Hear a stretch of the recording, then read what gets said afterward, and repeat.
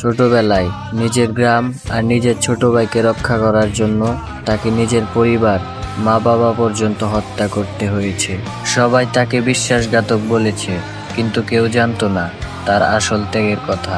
জীবনের শেষ দিন পর্যন্ত সে একটা আশায় বাঁচিয়ে রেখেছিল, তার ভাই যেন সুখে থাকে আর তাকে যেন আর কখনোই ঘৃণা না করে।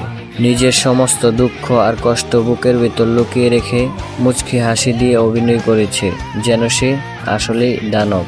অথচ সেই ছিল গ্রামের সবচেয়ে বড় রক্ষক। মৃত্যুর পরেই সবাই বুঝতে পেরেছিল ইতাচির কষ্টের মানে নিজের সুখ, ভালোবাসা আর জীবন বিসর্জন দিয়ে অন্যকে বাঁচিয়ে রাখা।